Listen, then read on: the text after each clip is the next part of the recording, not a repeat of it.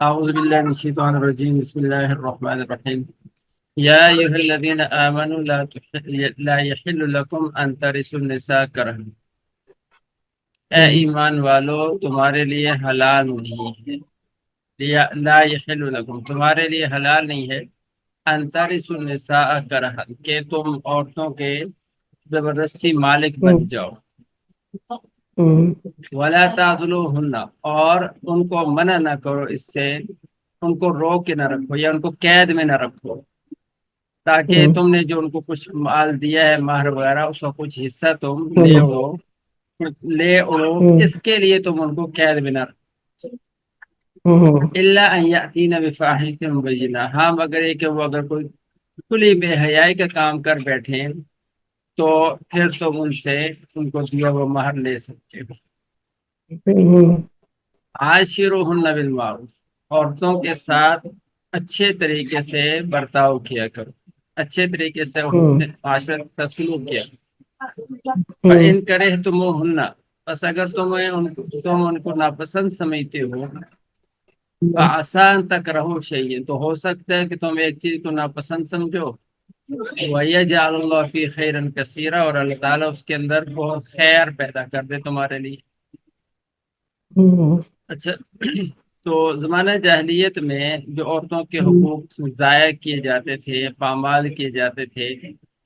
تو یہ انہی کا تدارک چل رہا ہے ان کی یعنی وہ مسلمانوں کو نئی نئی ہدایات عورتوں کے بارے میں دی جا رہی ہے تو ایک ظلم اور زیادتی یہ ہوتی تھی کہ اگر کوئی شخص انتقال کر گیا ہے تو جس طرح اس کی دولت اس کا چھوڑا ہوا ترکہ اور اس کے دیگر مال جائیدادیں وہ میراث سمجھا جاتا تھا اسی طرح اس نے جو عورتیں چھوڑی اگر اس کی بیویاں ایک سے زیادہ ہیں یا ایک بیوی ہے تو وہ بھی میراث کا حصہ سمجھا جاتا تھا تو اس کے وارث جو ہوتے تھے وہ اس کی بیویوں کو بھی میراث کا مال سمجھ کے لے لیتے تھے اور اگر اس کا بڑا بیٹا جو ہوتا تو وہ اگر زیادہ کبھی طاقتور ہوتا تھا تو وہ ساری میراث پر بھی قبضہ کر لیتا اور بعض اوقات زیادہ شرمی کی بات بے شرمی کی بات یہ ہوتی تھی کہ اپنی جو سوتیلی ماں ہے اپنے باپ کی منقوہ ہے ان سے وہ نکاح بھی کر لیتے تھے اور یہ اس لیے ہوتا تھا کہ یہ عورتیں اگر جو ہے یعنی ان کو روک کے رکھتے تھے تو اس سے اللہ تعالیٰ نے منع فرمایا کہ یہ بہت بڑا ظلم ہے زیادتی ہے بے شرمی کی بات ہے کہ تم عورتوں کو اس لیے روک کے رکھو اسے فرمایا کہ اے ایمان والو حلال نہیں ہے تمہارے لیے کہ تم عورتوں کو کے مالک بن جاؤ زبردستی اور ولا تعضلوہن اور یہ تو اس طرح فرمایا کہ اب یہ عورتیں یہ تمہاری میراث نہیں ہے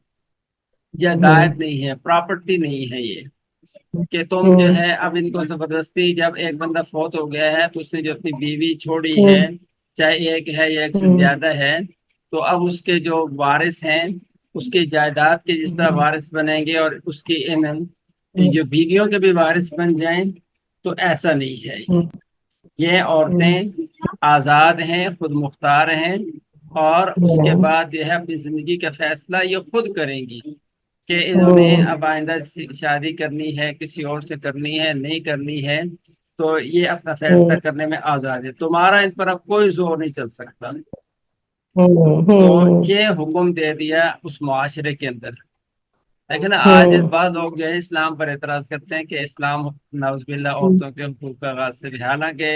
اس زمانہ جاہلیت میں کیسے اسلام نے عورتوں کے حقوق جو ہے نا یہ ساری سورہ نساء اس میں آپ دیکھیں گے کیسے بیان ہو رہے ہیں تو ایک یہ حکم دے دیا کہ تم ان کے زبردستی وارث نہیں بن سکتے وہ آزاد ہیں اپنا فیصلہ اپنی زندگی کا اپنے مستقبل کا فیصلہ وہ خود کریں گی کیا ہاں انہوں نے نکاح کرنا ہے یا کدھر جانا ہے یہ ان کا فیصلہ خود ہے وہ آزاد ہے تو وہ اپنے مستقبل کے خود فیصلے کریں دوسرا یہ فرمایا کہ تم نے اگر ان کو کچھ مہر دے رکھا ہے تو آپ مہر دے دیے تو ان کو تم اس لیے روک کے نہ رکھو کہ تم ان کے دیے ہوئے مہر میں سے کچھ ان سے وصول کرو ایسا نہ کرو تو اس میں بھی یہ ہوتا تھا کہ بعض اوقات تو ایسا ہوتا تھا کہ مرنے والے کی بیٹا بھی فوت ہو گیا، اب اس کی بیوی ہے، اب اس کو اس کے وارث روک کے رکھتے تھے کہ تاکہ یہ اب کہیں اور جا نہ سکے اور یہیں رہے، اگر جانا چاہے تو پھر میراث میں سے جو اپنا حصہ وہ چھوڑے، یا اگر مہر یہ پہلے وصول کر چکی ہے تو یہ مہر اب واپس کرے، مہر واپس کرے اور پھر یہ جائے۔ تو اس سے مہر یعنی اس سے دی ہوئی رقم، چاہے وہ مہر کی ہو یا کوئی گفٹ ہو، ہدیہ تحفہ ہو، وہ ان کو اگر ملا تھا ان کے خاوندوں کی طرف سے، تو اب وہ خاوند فوت ہو گیا تو اس کے رشتہ دار جو ہے وہ اس کو آزاد نہیں چھوڑتے تھے کہ وہ اپنی مرضی سے نکاح کرے، اس کو پابند کر دیتے تھے، اس لیے کہ اس نے جو مہر لے رکھا ہے یہ واپس کر کے پھر کہیں اپنا فیصلہ کرے۔ تو یہ یعنی کسی کی میت مرنے والے کی بیویاں بھی ہو سکتی ہیں، اور اسی طرح بعض دفعہ ایسا بھی ہوتا تھا کہ اگر ایک آدمی نے خود شادی کی ہے اور اس کی بیوی کے ساتھ وہ اس کو پسند نہیں ہے، بیوی اس کو اچھی نہیں لگتی، مزاج نہیں ملا، انڈرسٹینڈنگ نہیں ہوئی آپس میں، اب یہ اس کو بیوی کی طرح خوش رکھتا نہیں ہے اور طلاق بھی نہیں دیتا، اب یہ چاہتا ہے، تنگ کرتا ہے اس کو، اور یہ چاہتا ہے کہ یہ جو مہر میں اس کو دے چکا ہوں یا دیا نہیں ہے اور ابھی اس کا حق ہے میرے ذمے ہے، تو میں اس کو اتنا تنگ کروں تاکہ یہ مہر چھوڑ کر خود مطالبہ کرے کہ مجھے مہر تم رکھو اور مجھے میری جان چھوڑو، تو اس طرح سے تنگ کر کے رکھتے تھے۔ تو اس سے بھی اللہ تعالیٰ نے منع فرمایا کہ یہ بھی ظلم ہے، ایسا نہ کرو، یا اس لیے فرمایا کہ لا تعذلوہن، لا عزل کا معنی ہوتا ہے قید کرنا بھی ہوتا ہے، اور عزل کا معنی تنگ کرنا بھی ہوتا ہے کہ ان کو تنگ نہ کرو۔ کیوں تنگ نہ کرو؟ کہ لِتَذْهَبُوا، تاکہ تم لے اڑو، بِبَعْضِ مَا آتَيْتُمُوهُنَّ، اس مال کا کچھ حصہ جو تم ان کو پہلے دے چکے ہو، تو وہ اب تم دے چکے ہو، اگر مہر دیا ہے یا کوئی تحفہ ہدیہ گفٹ دیا ہے تو اب اس کو واپس لینے کے لیے اپنی بیویوں کو تم قید نہ کرو، ان کو تنگ کر کے نہ رکھو۔ تو اس میں اللہ تعالیٰ نے یہ بتا دیا کہ یہ ظلم و زیادتی نہ کرو۔ اب اس لیے یہاں یہ بھی سمجھ لینا چاہیے کہ اگر بعد اب ایسا ہوتا ہے کہ عورت جو ہے نا وہ یعنی خود طلاق لینا چاہتی ہے یا خلا لینا چاہتی ہے، تو اس صورت میں تو چلو اگر وہ خود مہر چھوڑنا چاہتی ہے یا لے چکی اور واپس کرنا چاہتی ہے تو وہ تو ٹھیک ہے، اس صورت میں تو خاوند لے سکتا ہے۔ لیکن یہ جو ہے کہ اگر خاوند ہی کی غلطی ہے اور وہ بسانا نہیں چاہتا یا تنگ کر رہا ہے اور اس کی نیت یہ ہے کہ یہ خود مجھ سے مطالبہ کرے طلاق کا، تو پھر میں اس کو یہ کہوں کہ مہر چھوڑو یا میرا خرچ شادی کا وہ ہے وہ مجھے ادا کرو، تو اس صورت میں اگر یہ مرد اپنی غلطی کے باوجود بھی عورت پر جو ہے نا دباؤ ڈالتا ہے کہ مہر معاف کرے تب میں چھوڑوں گا، یا جو ہے کہ یہ جو ہے جو ہدیہ کو دیا وہ مجھے واپس کرے، یا اسی طرح جو میری شادی کا خرچہ مجھے ادا کرے تب میں چھوڑوں گا، تو یہ ظلم ہے۔ تو اس ظلم سے منع کیا اللہ تعالیٰ نے یہاں پر۔ ہاں اگر عورت ہی کی غلطی ہے اور اس کے وہ اپنی غلطی کے مرد میں کوئی ایسا فالٹ نہیں ہے، کوئی غلطی نہیں ہے، وہ بسانا چاہتا ہے، اور عورت جو ہے وہ خود بسنا نہیں چاہتی ہے، وہ خود خلا لینا چاہتی ہے، طلاق لینا چاہتی ہے، تو اس صورت میں حکم یہ ہے کہ پھر خاوند جو ہے وہ کچھ مال وغیرہ اس سے لے سکتا ہے، یا مہر جو دیا ہوا ہے وہ واپس کر سکتا ہے کہ تم مہر جو لیا وہ واپس کرو پھر میں طلاق دوں گا، تو اس صورت میں کر سکتا ہے۔ لیکن جب غلطی خاوند ہی کیا تو پھر لینا جائز نہیں، اس کو یہاں شریعت نے منع کر دیا، قرآن نے منع کر دیا۔ آگے فرمایا کہ الا ان یاتین بفاحشۃ مبینہ، ہاں مگر یہ کہ عورتیں وہ کوئی کھلی بے حیائی کا کام کر بیٹھے، کھلی بے حیائی کا کام کر بیٹھے، یعنی اس کی بیوی ہے اور وہ خاوند جو اس کی حقوق ادا کر رہا ہے، اس کے باوجود بھی وہ کسی اور کے ساتھ اس کا تعلق ہو گیا اور پھر بے حیائی ہو گئی، زنا تک پہنچ گئی وہ صورتحال، تو اب اگر وہ اس کو چھوڑنا چاہتا ہے اور عورت خود کہتی کہ میں تمہارے ساتھ نہیں رہتی تو مجھے چھوڑو، تو اس صورت میں حکم یہ ہے کہ پھر خاوند دیا ہوا، کیونکہ اب غلطی عورت کی ہے، عورت کی غلطی ہے، تو اب خاوند جو دیا ہوا مہر ہے وہ اس سے کہہ سکتا ہے کہ تم میرا مہر واپس کرو، یا اگر ابھی تک دیا نہیں ہے تو وہ مجھے چھوڑ دو، تو پھر میں تمہیں چھوڑ سکتا ہوں، تو اس صورت میں کر سکتا ہے۔ یہاں اس لیے فرمایا کہ الا یاتین بفاحشۃ مبینہ، ہاں مگر یہ کہ عورتیں کو کھلی بے حیائی کا کام کر بیٹھے، کھلی بے حیائی سے مراد زنا ہے کہ اگر ان سے کوئی ایسی غلطی ہوگی تو پھر خاوند اس کو نہیں رکھنا چاہتا یا وہ خود نہیں رہنا چاہتی تو پھر اس صورت میں اس کو دیا ہوا مہر بھی واپس لے سکتا ہے۔ اور یہاں ایک تو عاشر فاحشہ مبینہ سے ایک تو مراد زنا ہے، دوسری اس کی تفسیر یہ کی گئی ہے کہ فاحشہ سے مراد یہ ہے وہ بد زبانی ہے، بد اخلاقی ہے، یعنی کوئی عورت ایسی بہت بد اخلاق ہے، بد زبان ہے، اور خاوند جو ہے آپ اس کو کسی طرح یعنی آپس میں بن ہی نہیں رہے، تو یہ ہوگی فاحشہ مبینہ کی کہ اگر عورت سے زنا کا گناہ ہو گیا تو پھر اگر وہ ساتھ رہنا نہیں چاہتی، الگ ہونا چاہتی، تو پھر خاوند اس سے مہر کا مطالبہ کر سکتا ہے۔ دوسرا فاحشہ مبینہ سے مطلب یہ ہے کہ اگر کوئی عورت بد زبان ہے، بد اخلاق ہے، اور کسی طرح سمجھانے بجھانے کے باوجود اس کے اخلاق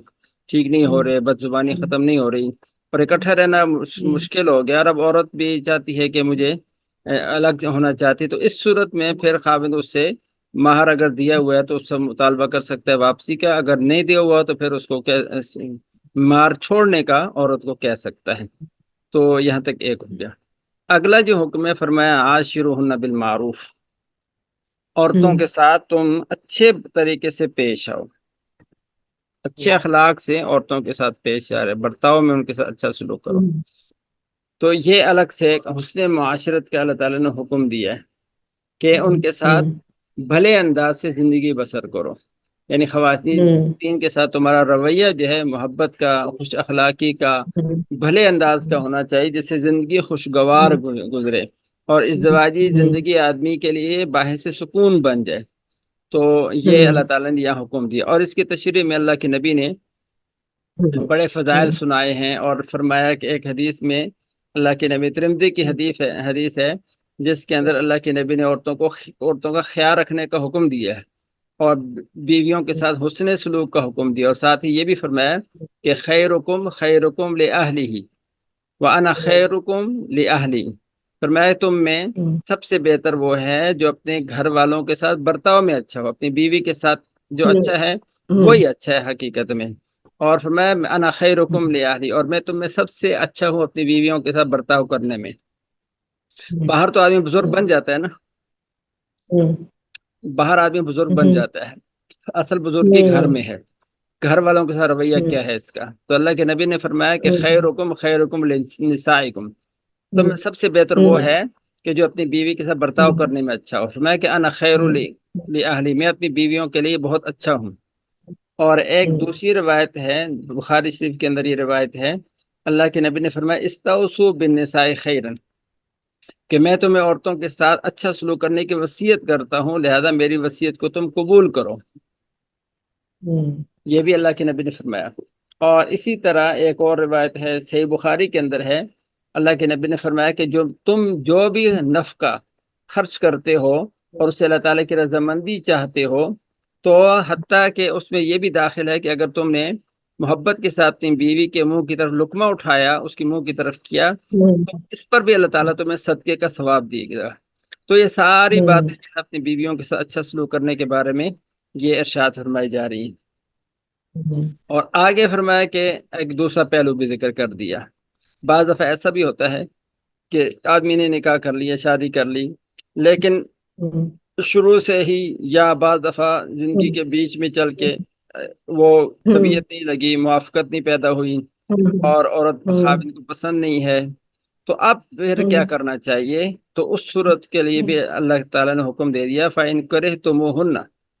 اگر تم ان عورتوں کو ناپسند سمجھتے ہو، یعنی تم اپنی بیوی کو کسی وجہ سے ناپسند سمجھتے ہو، خوبصورت نہیں ہے یا مزاج نہیں ملا، بعض دفعہ ایسا ہوتا ہے مزاج نہیں ملتا، انڈرسٹینڈنگ نہیں ہوئی، تو اب یہ علاج نہیں ہے کہ تم اس کو چھوڑ دو، بلکہ پھر بھی حکم یہ دیا ہے کہ تم نبھاؤ، زندگی پھر بھی اکٹھے گزارو، اس پر تمہیں اجر ملے گا۔ اور ساتھ ہی یہ بھی فرمایا عسیٰ ان تکرہوا شیئا، ہو سکتا ہے کہ تم ایک چیز کو ناپسند سمجھو، تمہیں ایک چیز پسند نہ ہو، تکرہوا شیئا، تم ایک چیز کو مکروہ سمجھو، ناپسند سمجھو، یجعل اللہ فی خیرا کثیرا، اور اللہ تعالیٰ اس کے اندر پھر خیر پیدا کر دے۔ ایسا ہو سکتا ہے کہ وقتی طور پر تو تمہیں اچھی نہیں لگ رہی بیوی، لیکن تم اگر اسی کو کہ یہ اللہ تعالیٰ کی بندی ہے، میرے نکاح میں آ گئی ہے، تو اس کے ساتھ تم نہ چاہتے ہوئے محبت کا برتاؤ کرو گے، تو اللہ تعالیٰ فرماتے ہیں کہ اس کے اندر ہی اللہ تعالیٰ خیر پیدا فرما دیں گے۔ اور ایک حدیث کے اندر بھی یعنی اس میں بھی برائی کا برتاؤ نہ کرو، اس میں بھی اچھا سلوک ہی کرو تم، اگرچہ دل نہیں مان رہا، لیکن یہ ہے کہ بہت اب ایسا ہوتا ہے کہ کوئی ایک بات اچھی نہیں لگ رہی ہوتی، لیکن اور بہت سی باتیں اس کے اندر ہوتی ہیں جو یعنی آدمی کو اچھی لگتی ہیں۔ اسی کے بارے میں اللہ کے نبی نے صحیح مسلم کی ایک روایت حدیث ہے، اللہ کے نبی نے فرمایا کہ لا یفرق مؤمن مؤمنۃ، کہ کوئی مومن مرد کسی مومن عورت سے بالکل یا بغض نہ رکھے، نفرت نہ کرے۔ کیوں؟ فرمایا ان کریہ منہا خلقن، اگر اس کی کوئی ایک عادت اس کو اچھی نہیں لگتی، رضی منہا آخر، تو اس میں بعد دفعہ دوسری کوئی چیز ایسی ہوتی ہے جو اس کو پسند ہوتی ہے، دوسری کوئی خوبی ایسی ہوتی ہے جو پسند ہوتی ہے۔ تو ساری کی ساری خوبیاں عام طور پر کسی ایک شخص میں نہیں ہوتی، مرد کے بھی اندر بھی ساری خوبیاں نہیں ہوتی۔ اگر عورت کی کوئی بات پسند نہیں تو ہو سکتا ہے کہ اس کو بھی کوئی بات تمہاری پسند نہ ہو، تمہارے اندر بھی کوئی ایسی خامی ہو جو عورت کو پسند نہ ہو، تو اس لیے کسی ایک خامی کی وجہ سے اس کو نہ چھوڑو۔ اسی طرح ایک حدیث کے اندر بھی اللہ کے نبی نے سمجھایا، ایک آدمی آیا، یہ سنن کبری نسائی کی روایت ہے کہ ایک آدمی آیا اور اس نے آ کے حضور علیہ السلام سے اپنی بیوی کی شکایت کی کہ اس میں وہ فلاں خرابی ہے۔ اب حضور علیہ السلام سمجھ گئے، تو آپ علیہ السلام نے فرمایا کہ ہاں فلاں خرابی، تو پھر طلاق دے دو اس کو، خرابی ہے تو طلاق دے دو۔ پھر جو اس نے جب طلاق کا سنا تو اس نے فوراً کہا کہ میں تو اس کے بغیر صبر نہیں کر سکتا، تو آپ نے فرمایا کہ ام سے کہا اس کو پھر روک کے رکھو۔ یعنی یہ مطلب ہے کہ تم ایک بات اگر پسند نہیں کرتے تو دوسری طرف بہت سی باتیں ایسی ہیں جو تمہیں پسند ہیں، اس کے بغیر رہ نہیں سکتے، تو پھر صبر سے کام لو اور برداشت کرو۔ تو یہ یہاں تک ایک حکم ہو گیا۔ آگے فرمایا کہ وَإِنْ أَرَدْتُمُ اسْتِبْدَالَ زَوْجٍ مَكَانَ زَوْجٍ، اگر تم بدلنا چاہو ایک بیوی کے بدلے میں دوسری بیوی، یعنی اگر ایک عورت ہے اس کے ساتھ طبیعت نہیں لگ رہی، مزاج نہیں میرا دونوں کا، اور تم جو ہے اس کو طلاق دے کر کسی اور عورت سے نکاح کرنا چاہتے ہو، تو اب پھر صورتحال یہ ہے کہ وَآتَيْتُمْ إِحْدَاهُنَّ قِنْطَارًا، تم نے دے رکھا ہے ان میں سے ایک کو ایک مال کی بڑی مقدار، قنطار اصل میں کہتے ہیں مال کے ڈھیر کو، کہ اس کو مال کا ایک ڈھیر دے رکھا ہے، یعنی جس کو تم چھوڑنا چاہتے ہو، اس کی جگہ نئی عورت سے نکاح کرنا چاہتے ہو، اس کو تم مہر کا بہت بڑی مقدار پہلے دے چکے ہو، تو اب فرمایا کہ لا فلا تأخذوا منه شيئا، اس سے اب تم کوئی بھی چیز واپس نہیں لے سکتے، واپس نہیں لے سکتے۔ کیوں؟ اب یہ ایسا نہیں کہ اب اس کو چھوڑ رہے ہو تو پھر جو ہے اب اس سے تم دیا ہوا مہر بھی واپس لے لو، اس کی اجازت نہیں ہے تمہیں، اس کی اجازت نہیں ہے، جو دیا ہوا مہر ہے وہ کسی صورت میں واپس نہیں لے سکتے۔ آگے فرمایا اتأخذونہ، کیا تم اس سے لیتے ہو بہتان، اس پر بہتان لگا کر، وہ اسم مبینہ، کھلا گناہ کر کے۔ یہ نہ لینے کی وجوہات بیان کر رہے ہیں کہ جب تم نے ایک دفعہ اپنی بیوی کو مہر دے دیا اور اگرچہ وہ اب پسند نہیں ہے، اس کو تم چھوڑنا چاہ رہے ہو، تو پھر اس سے مہر کی واپسی نہیں ہو سکتی۔ کیوں نہیں ہو سکتی؟ اس لیے فرمایا کہ اگر تم اتأخذون، کہ تم اس سے لیتے ہو بہتانن، اس پر بہتان باندھ کے، کیونکہ پیچھے بہتان کیسے باندھیں گے؟ کیونکہ پیچھے یہ آ چکا ہے، یہ اوپر والی یاد الا یاتین بفاحشۃ مبینہ، یہ ایرر میں نے یہاں ایرر رکھا ہے کہ تم جو ہے مہر بیویوں سے نہیں لے سکتے، بیوہ، ہاں اگر وہ بے حیائی کا کام کر بیٹھے تو پھر لے سکتے ہو۔ جی، تو اب یہاں وہاں تو وہ صورت ہے کہ بے حیائی کا کام کیا تو اب لے سکتے ہو، لیکن یہاں وہ صورت نہیں ہے، یہاں تو تم بیوی کو چھوڑ کر دوسری کرنا چاہ رہے ہو، تو اب تم اگر اس سے مہر واپس لو گے تو شریعت کا حکم تو ہے کہ بے حیائی کی صورت میں لے سکتے ہو۔ اب لوگ یہ سمجھیں گے کہ اس نے کوئی بے حیائی اس کی بیوی نے کی ہے، اس لیے اس سے مہر واپس لے رہا ہے، اور یہ اس عورت پر بہتان ہو جائے گا۔ بات سمجھ میں آ گئی؟ جی جی جی، لوگ اس کو بہتان سمجھیں گے کہ اس عورت نے کوئی بے حیائی کی ہے، اس لیے یہ اس سے مہر واپس لے رہا ہے، کیونکہ مہر اسی صورت میں لینا جائز ہے۔ اور دوسرا فرمایا اسم مبینہ، ساتھ یہ تم کھلا گناہ کرو گے، اس پر بہتان بھی ہو جائے گا، اور دوسرے پر بہتان لگانا یہ کھلا گناہ ہو جائے گا، اس لیے اس کی اجازت نہیں دے سکتے۔ اور ساتھ ہی یہ فرمایا کیف تأخذونہ، اور تم اسے کیسے مہر واپس لیتے ہو؟ वक़द अफ़ज़ा बाज़ुकुम इला बाज़िन, हालांकि तुम एक दूसरे के बहुत करीब हो चुके हो। जाहिर है कि एक इकट्ठे रहे हैं और रुखसती हुई है, मीम बीवी के जितना एक दूसरे के कुर्ब होता है बाकी किसी रिश्ते का इतना नहीं होता। तो अल्लाह फरमा रहे हैं कि अब उससे कैसे वापस ले सकते हो, हालांकि तुम इकट्ठे रह चुके हो, एक दूसरे के बहुत करीब हो चुके हो। और साथ ही फरमा वअख़ज़ना मिनकुम मीसाक़न गलीज़ा, और वो औरतें तुमसे ले चुकी हैं बड़ा पक्का आहद ले चुकी हैं, बड़ा पक्का आहद ले चुकी हैं। पक्का आहद से मुराद क्या है कि पक्के आहद से मुराद है कि निकाह के अंदर जब आदमी कहता है मैंने कबूल किया, तो वो कबूल करना जो होता है वो उस निकाह के नतीजे में जो हुकूक और जिम्मेदारियां आदमी के जिम्मे आती हैं उनको आदमी ने तस्लीम किया होता है। वो सिर्फ जो है कबूल करना किसका होता है कि पूरी जिम्मेदारियों को कबूल किया है। तो औरतों ने तुम्हें पूरी जिम्मेदारियां, जब तुमने निकाह कबूल कर लिया तो तुमने गोया बहुत सी जिम्मेदारियां अपने जिम्मे ले ली हैं, और उन जिम्मेदारियों में एक महर की अदायगी भी है।